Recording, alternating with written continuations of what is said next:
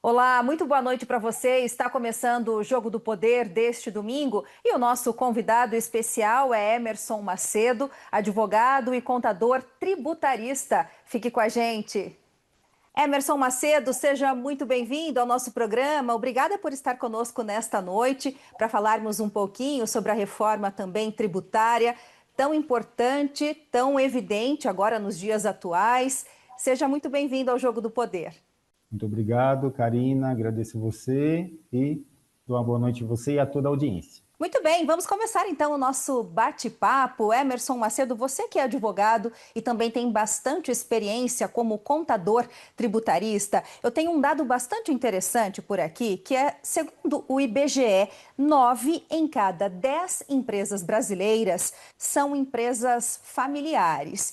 E complementando esse dado, a vida média de uma empresa no nosso país é de 4 a 5 anos, o que consideravelmente curto, né? Um tempo menor.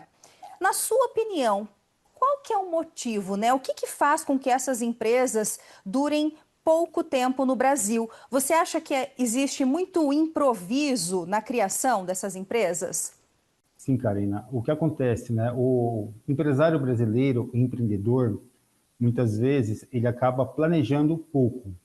Então, ele trabalha bastante ali com o sonho dele, ele foca bastante naquele sonho e não necessariamente ele dá atenção para questões importantes, questões contábeis, questões jurídicas e que automaticamente também entra as questões tributárias, né? Hoje, essa questão da reforma tributária em si, ela é uma reforma tributária que ela está sendo chamada de reforma de negócio. Não é simplesmente uma reforma ligada à parte de impostos, né?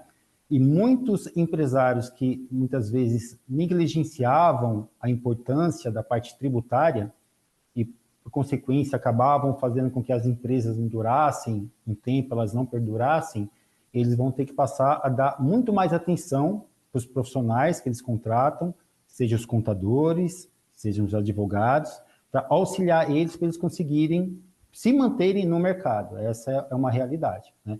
E a falta desse planejamento, consequentemente, faz com que as empresas, né, morram em um tempo mais curto. Muito bem. E você acha que hoje o principal desafio dos empresários, dos empreendedores brasileiros está ligado à tributação?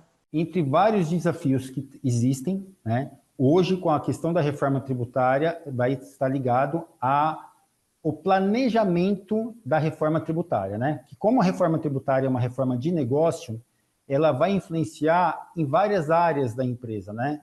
As áreas vão ter que se comunicar muito melhor, porque isso vai mudar a precificação do produto, isso vai ter que rever alguns contratos que já tinham assinados, que as empresas têm assinado, né?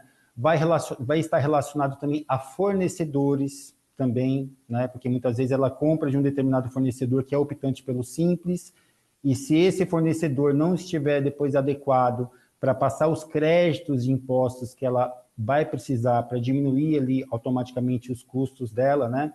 Então, ela vai precisar ter todo esse planejamento e envolve várias áreas da empresa. E, Macedo, você acredita que esse planejamento, para que ele seja bem feito, para que ele seja pontual e realmente traga equilíbrio para as empresas, um bom caminho, uma boa saída seria uma holding? Gostaria que você nos explicasse, antes de tudo, o conceito de holding, né? Por que algumas empresas optam por essa estratégia e o que de fato uma holding pode fazer para alavancar um negócio? Ótimo, Karina. É bem interessante, né? Com a reforma tributária, essa questão do mercado imobiliário, né, vai ser justamente um direcionamento hoje para a gente procurar conversar e passar um pouquinho, né, para a audiência a importância das holdings, né? A holding, ela é um termo americano, o hold, que ele vem de assegurar, controlar, né? E o que é que acontece? O objetivo da holding é fazer com que as empresas, as famílias, né, as empresas, elas acabem segmentando o negócio. Se a gente pensar em mercado imobiliário, então as famílias ela acaba podendo fazer já um planejamento sucessório também, e além disso ela faz um planejamento tributário, né? E a Hold ela acaba sendo uma ferramenta que traz essa possibilidade para o empresário, para o empreendedor, para o investidor ficar mais tranquilo relacionado à parte tributária. Macedo, como nós trouxemos um dado, né, agora há pouco, no comecinho da nossa conversa, que uma empresa, em média, claro, né, que não é regra, mas em média dura de 4 a 5 anos no país, você acredita que o trabalho de uma holding, ela consegue aumentar a possibilidade de vida de uma empresa? Sim, sim, com certeza. O que acontece, né? Quando nós estamos falando de bens móveis, por enquanto estamos falando de bens móveis. Certo. Quando existe, se esse bem móvel ele está vinculado a famílias, quando nós estamos falando de sucessão, muitas vezes um processo de inventário, além de consumir uma boa parte desse patrimônio, que ele pode ter uma variação ali entre 20% a 30% do valor deste patrimônio, também a família, quando o patrono, né, quem construiu todo esse patrimônio se preocupou em deixar ele concentrado em uma holding, a própria família já passa a ter um processo de, muitas vezes, governança corporativa. Então, independente de ser um patrimônio muito grande ou um patrimônio menor que justifique a abertura de uma holding, essa família ela consegue ter um processo de governança. Automaticamente, quando os herdeiros assumem esse patrimônio, essa empresa, eles já assumem de uma forma que já está mais organizada e evita, muitas vezes, aquela briga por disputa de patrimônio. E, consequentemente, se evita a briga, a empresa ela vai, né, passar ali, muitas vezes, de geração para geração. Então, eles passam a colher os frutos daquele patrimônio acumulado no decorrer dos anos, e muitas vezes eles conseguem, além de colher os frutos, aumentar esse patrimônio e, consequentemente, muitas vezes até passar para outras gerações, né? Então, o segredo está justamente o quê? A melhor gestão, a governança, faz com que as empresas perdurem, né, no decorrer dos anos. É o fazer agora no presente para colher num futuro próximo já. Seria mais ou menos esse o trabalho da holding, então. E, Macedo, gostaria de saber se isso já é uma realidade no nosso país. Como você disse, é um termo, né, em inglês. As empresas estão se adaptando a essa nova estratégia? Temos muito a crescer ainda. Como que você vê esse cenário? Esse cenário ele está passando por uma mudança de pensamento. O porquê? A holding em si era uma visão que era somente para multimilionário. Isso quer dizer que a pessoa que ela tem somente um imóvel e ela mora nesse imóvel, ela não explora esse imóvel, ela tem que abrir uma holding? Não, não estou falando isso. Mas ela precisa, a partir do momento que ela está planejando para ela se aposentar e para ela viver com renda de imóvel, e, consequentemente, ela já quer também passar, por exemplo, esse conhecimento para um filho e que esse patrimônio que ela vai deixar depois para o filho passe de geração para geração. Então, ela já pode passar a pensar em uma holding, ela não precisa ser multimilionária, né? Não precisa ser um multimilionário. E aí, automaticamente, isso vem mudando na cabeça, né, dos contribuintes, do investidor, e uma coisa muito importante, com a reforma tributária, e com vários controles que o governo está passando a colocar nas receitas de aluguel, automaticamente o contribuinte ele tem que fugir de uma carga tributária maior. E como ele vai fugir dessa carga tributária maior? Planejando e colocando o patrimônio dele em uma holding, né? A redução da carga tributária é muito significativa. Então, compensa, né, muito estudar, sempre é um assunto que ele tem que ser estudado, né, tem que ser planejado, tem que fazer conta. E aí, após esse estudo e ficar confirmado que é benéfico para a família, partir para a constituição de uma holding e planejar, né, colocar da melhor forma o patrimônio da família. Então, pela sua expertise, a redução da carga tributária acaba sendo o principal benefício, a principal vantagem de se ter uma holding quando a gente fala de processo sucessório dentro das empresas, principalmente as familiares. É isso? Ela é uma das principais. Por quê? Porque quando nós estamos falando de sucessão, nós entramos na parte de conflito, né? E muitas vezes as famílias recebem um patrimônio muito grande, mas não tem disponibilidade financeira imediata. Ela tem um patrimônio muito grande, os custos para passar, né, para outra geração em um processo de inventário, eles são altíssimos, e não tendo essa disponibilidade financeira, faz com que a família tenha que se desfazer de patrimônios de um valor menor para gerar caixa e, consequentemente, depois fazer essa distribuição. Quando você monta uma holding, a família ela deixa de herdar, por exemplo, os bens imóveis. Ela herda cotas dessa holding.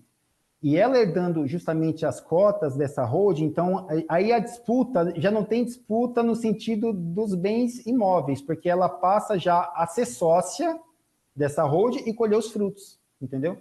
Então também é muito importante para o planejamento sucessório. Imagina que fosse o pai já se antecipando, preocupando ali se ele acha que vai ter algum conflito entre os filhos, para o patrimônio que ele vai deixar ser bênção, não ser maldição, porque se virar briga... Né, recebeu ainda briga.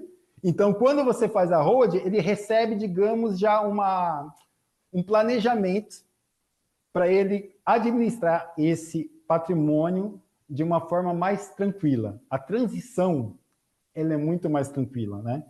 Muito bom. Macedo, nós vamos para um rápido intervalo, você continua conosco e para você que nos acompanha pelos canais da Rede CNT espalhados por todo o país, não saia daí que nós já voltamos com o Jogo do Poder. Até já!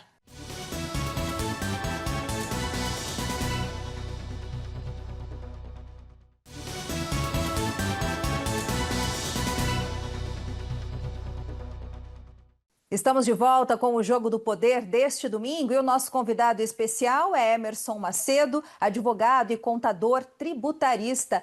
Macedo, não é novidade para ninguém que o Brasil é um dos países com a maior carga tributária do mundo. E nós sabemos que, devido a isso, muitas pessoas acabam deixando, de ter incentivos para abrir as suas próprias empresas e outras acabam até indo para a informalidade. Mas o ponto central é, muitos empreendedores acabam indo para o MEI para ter o seu negócio formalizado, o que é muito importante, faz a sua contribuição mensal e tudo mais. Hoje nós sabemos que o teto de faturamento anual de um microempreendedor individual é R$ 81 mil. Existe uma conversa tramitando, no Congresso Nacional para que esse teto aumente para R$ 150 mil por ano. Você, como contador, você vê um projeto como esse, se aprovado, que nem está em negociação ainda, só de bastidor, como algo benéfico? Sim, com certeza. O microempreendedor individual, ele já veio, de fato, foi uma renovação, né? O tempo que eu tenho como contador, que é mais tempo do que como advogado, foi uma transformação no mercado para que o pequeno empreendedor ele tivesse ali todos os benefícios e assistência, de uma forma geral, seja para adquirir empréstimos, para contribuição ali para a Previdência, e no decorrer dos anos, muita coisa mudou, né? Então, é muito importante que seja revisto, de fato, o teto do faturamento para que esse pequeno empreendedor continue permanecendo como MEI, e na medida que ele for se estruturando melhor, que ele crescer, ele parta, para as outras possibilidades que o sistema do Simples Nacional oferece.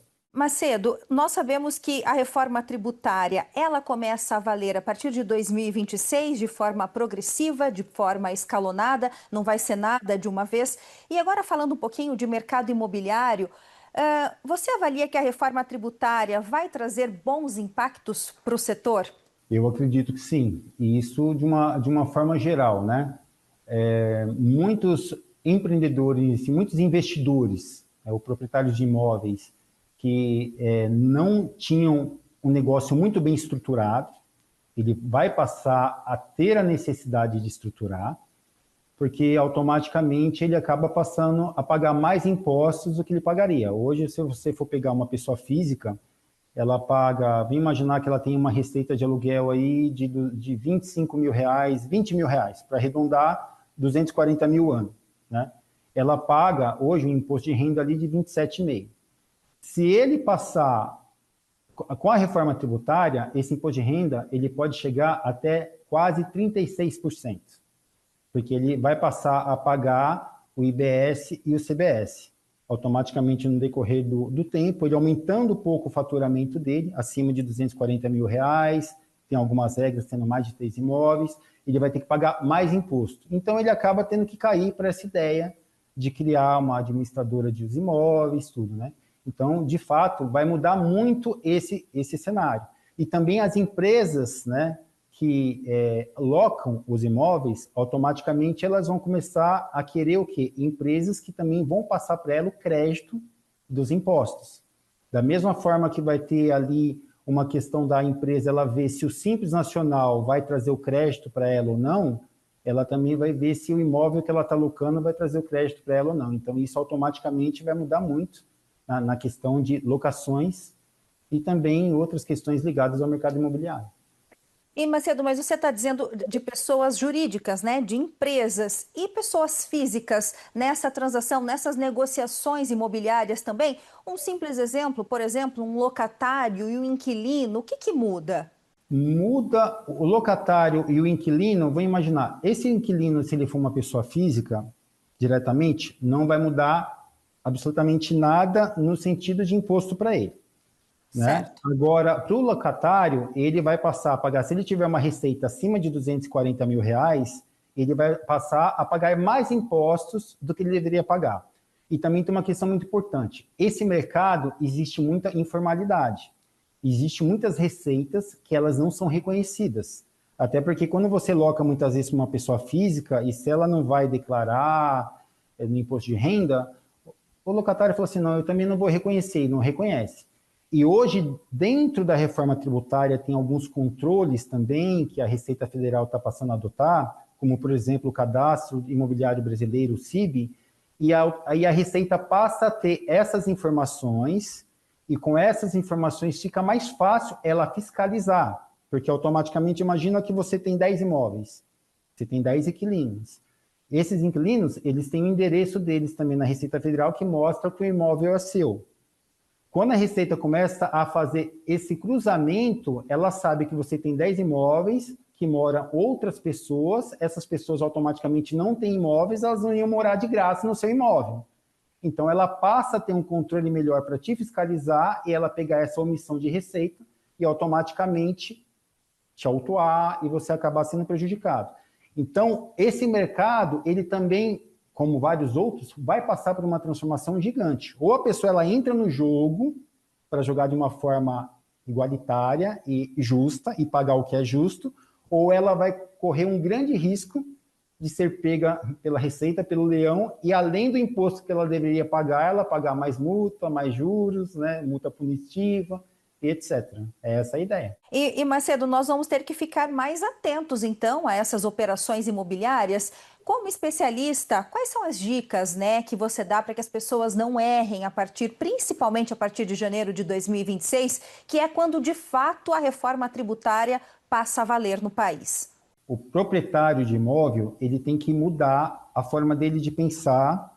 Aquele que já está pagando o imposto como pessoa física, ele tem que fazer um planejamento tributário e ele estudar se com toda a receita que ele tem tributada, se compensa ele continuar como pessoa física ou se compensa ele fazer uma holding, né, uma empresa ali para administração desses imóveis e automaticamente ele pagar menos impostos porque ele vai ser tributado como pessoa jurídica. Né? Para você ter uma ideia, hoje, se a gente fosse fazer um comparativo, às vezes a pessoa está pagando 27,5% de imposto na pessoa física e ela poderia pagar na pessoa jurídica 11,33%, tá? Ou em casos mais extremos de receita, ela poderia estar pagando ali, daria mais ou menos 14,53%.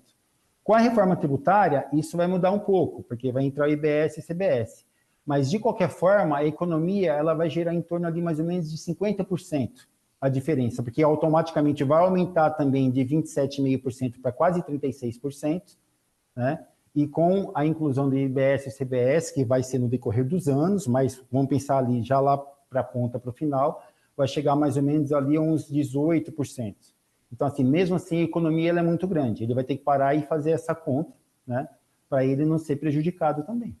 E a reforma tributária, de certa forma, aliás, de todas as formas, ela vai trazer muito mais transparência aos negócios, não é? Não vai ser tudo com mais holofotes, vamos dizer assim, Macedo, porque vai ter que ser tudo muito bem discriminado, tudo muito bem interligado e a Receita de olho, né? A Receita Federal de olho nisso. Então, você acredita que essa reforma tributária, apesar de nesse primeiro momento não trazer um impacto para o bolso, né, dos contribuintes, dos brasileiros, mas ela traz mais transparência de certa forma? É uma mudança no mercado brasileiro de uma forma assim, muito forte.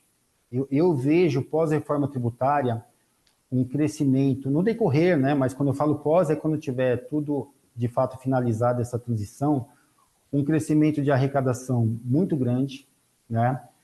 A informalidade ela vai reduzir de forma drástica. A parte de sonegação, né, que está totalmente ligada também muitas vezes à informalidade, ela vai reduzir muito. Muitos empresários, de fato, no decorrer desse tempo, ele tem que se planejar, ele tem que ter boas pessoas ao lado dele para que as empresas dele se mantenham de pé. Principalmente esses empresários que estão acostumados, né, a não reconhecerem 100% a receita deles, porque agora o leão ele vai estar muito mais ligado e, digamos assim, muitas coisas eu vejo, né, como contador e como advogado, que a Receita Federal ela já tinha muitas informações. Mas a reforma tributária, ela veio para avisar e falar assim, ó, agora nós vamos apertar o botão e nós vamos passar a fiscalizar tudo. O aviso é a reforma. Então, quando ele coloca o split payment, a parte de pagamento que vai ser antecipada, vários controles que ele coloca, por exemplo, hoje você paga num cartão de crédito, a operadora de cartão de crédito já pega a parte dela do imposto. No decorrer da reforma tributária, vai ser mais ou menos da mesma forma. A Receita ela já vai garantir o imposto dela. Para aquele empresário que estava acostumado a contar com o imposto era, por exemplo, dele e entrava no fluxo de caixa dele, ou que muitas vezes ele nem recolhia o imposto, isso vai acabar. Então, os negócios que ficavam de pé, porque o empresário tinha como forma de trabalho isso, não vai mais ficar de pé, não vai mais existir.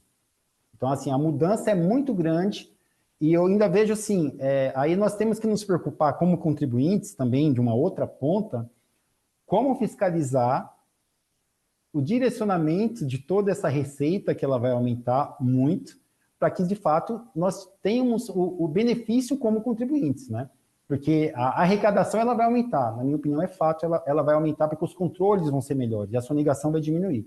E automaticamente, como contribuinte, a gente tem que desenvolver uma outra forma para a gente cobrar os benefícios também que esses impostos têm que trazer. Muito bem, Macedo, nós vamos para mais um rápido intervalo. Para você que nos acompanha, não saia da rede CNT, que daqui a pouquinho tem mais Jogo do Poder. Até já!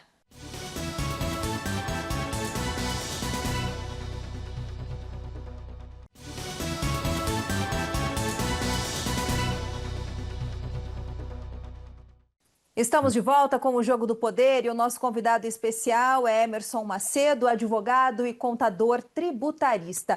Falamos como principal pauta da noite, holding, o que é, o conceito, para que serve, quais são as vantagens. E agora, Macedo, gostaria de saber, em casos de divórcio, uma holding, ela pode ser usada como uma boa estratégia para dar mais transparência, mais eficácia na divisão dos bens?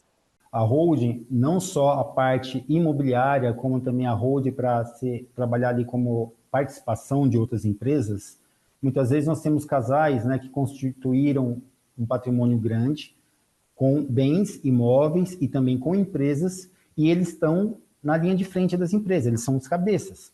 E com a saída deles, a empresa acaba perdendo. Muito.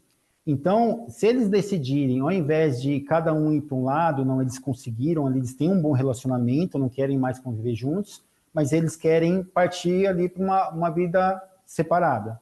Eles podem constituir uma holding, já podem fazer o planejamento sucessório, uma holding ou mais holdings, tá? Não necessariamente uma, e pode ter uma holding só focada ali na parte de bens imóveis, uma outra holding focada mais na parte das empresas ali de participações. e aí eles dividem esse patrimônio, um continua sendo cabeça de uma determinada empresa, outro continua sendo cabeça de outra empresa, e eles colhem os frutos, né, distribuem os lucros que essas empresas dão. E sem precisar desfazer os negócios ou que os negócios venham a sofrer com a saída de um e do outro. Então, ela serve também como um apoio nesse tipo de situação.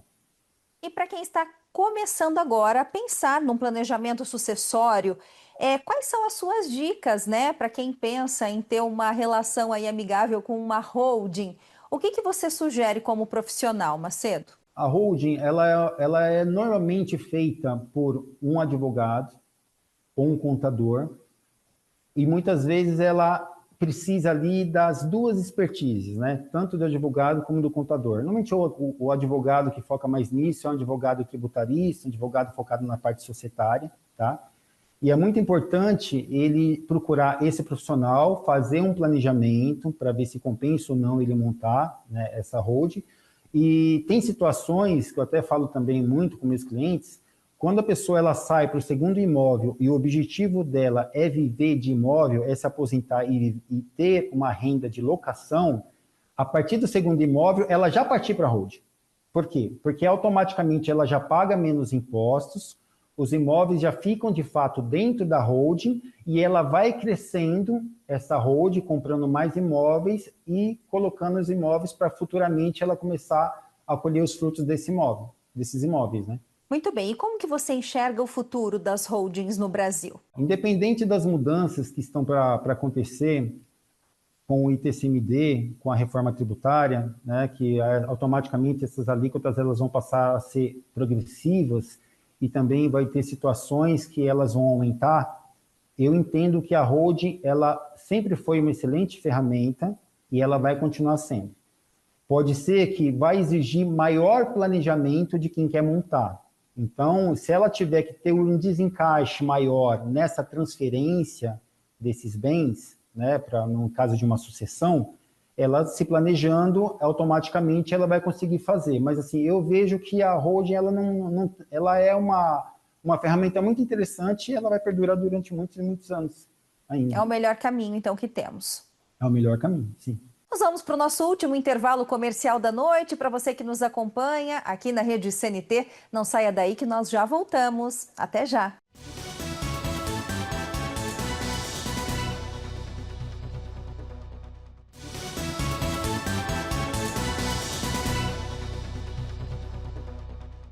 Estamos de volta com o Jogo do Poder e nós recebemos Emerson Macedo, que é advogado e também contador tributarista. Emerson, é claro que a reforma tributária, ela não é homogênea, linear para todos os setores. Alguns serão mais impactados, outros menos. Na sua visão, quais são os setores que mais serão impactados por essa reforma? Karina, a minha visão é que o empresário, os setores mais impactados serão aqueles empresários que não planejarem, né, não investirem numa questão de reestudar o seu negócio, precificar ali da melhor forma o seu produto, e principalmente aqueles empresários, segmentos que estão acostumados a omitir a receita. Por quê? Porque vários mecanismos, né, como nós já falamos, para fiscalização, então vai dificultar a vida deles, sejam profissionais liberais, o pequeno varejo, né, ou até muitas vezes varejos, né, empresas maiores, mas que estão acostumadas ali a omitir receita, o agronegócio também, né, o agronegócio tem também, além do CIB, que vai focar muito ali no bem imóvel, o Sinter também ele vai focar muito no agronegócio. Então, assim, esses segmentos que estão acostumados a fazer as coisas não de uma forma muito correta, focado na parte tributária, eles são os que vão sofrer mais. Automaticamente, por quê? Porque eles vão passar a ter fiscalizações, eles vão passar a ter autuações, e automaticamente isso vai acabar dificultando a vida deles no sentido de fluxo de caixa, de permanência de mercado. Então, assim, eu entendo que aquele empresário que não estava acostumado a querer fazer as coisas da forma correta, passe a fazer da forma correta para evitar problema daqui para frente. Qual orientação que você dá para empresários, para empreendedores que estejam iniciando agora a jornada? Está iniciando agora a jornada, eu penso sempre o quê? Fazer um bom plano de negócio, né?